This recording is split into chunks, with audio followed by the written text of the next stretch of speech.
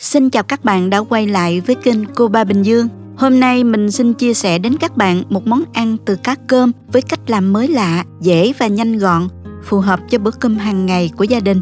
Cá cơm và các loại cá nhỏ là nguồn dinh dưỡng cao, đặc biệt cá nhỏ ít bị nhiễm độc tố hơn.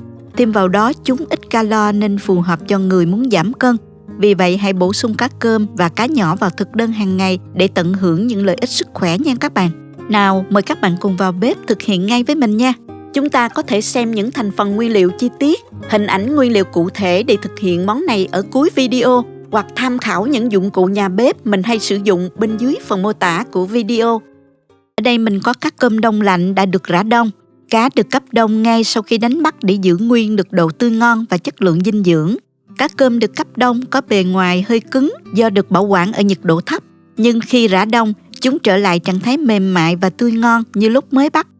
Cá cơm này đã được làm sạch rồi. Mình chỉ rửa lại với nước muối loãng và một ít rượu trắng để không còn mùi tanh của cá nữa nha các bạn. Mình tiếp tục đi pha bột để chiên cá. Cho vào thố 100 g bột chiên giòn và 50 g bia. Một cái trứng, mình đánh tan ra. Để cho phần bột chiên đậm đà hơn và có màu đẹp hơn thì mình cho vào đây 1 muỗng cà phê bột nghệ, 1 muỗng cà phê bột nêm và nửa muỗng cà phê tiêu. Khuấy đều cho tất cả nguyên liệu nó hòa trộn vào với nhau. Và mình để bột nghỉ 15 phút. Bây giờ mình trộn tất cả chỗ cá đã ráo nước, trộn vào với phần bột vừa pha.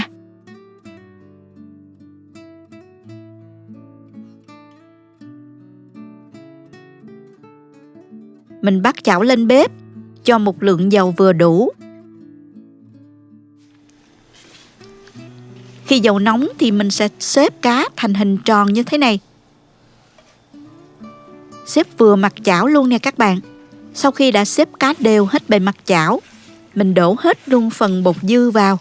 Cố gắng tráng những chỗ còn trống để tạo thành một cái bánh cá liền lạc nha. Mình chiên trên lửa nhỏ vừa để cá chín từ từ. Chiên mỗi mặt như vậy trong khoảng 7 đến 8 phút. Sau khi một mặt đã chín rồi thì mình lật ngược qua mặt còn lại và mình chiên vàng luôn mặt còn lại ha. Với chỗ cá này thì mình chiên được 2 chiếc bánh cá. Lúc này các bạn có thể đổ thêm dầu để chiên cho phần cá giòn hơn, tùy theo ý thích nha.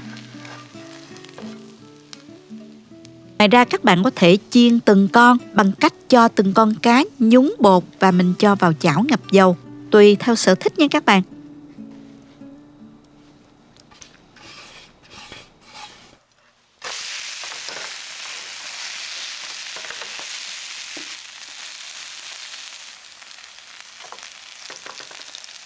Bây giờ thì món bánh cá chiên giòn đơn giản đã hoàn thành rồi. Món ăn được chế biến nhanh và đơn giản ha. Mình có thể chấm với nước tương, nước mắm, ăn kèm với cơm rất là ngon. Món ăn bổ dưỡng và ít dầu mỡ. Bên cạnh đó cá cơm, loại cá nhỏ là nguồn dinh dưỡng tuyệt vời, giàu protein, omega 3 và vitamin như đã giới thiệu ban đầu đó. Vì vậy, hãy bổ sung cá cơm và cá nhỏ vào thực đơn hàng ngày để chăm sóc thêm cho sức khỏe gia đình ha các bạn. Cảm ơn các bạn đã dành thời gian xem hết video. Nếu bạn thấy video hữu ích, bạn hãy nhấn like, chia sẻ với bạn bè cùng xem.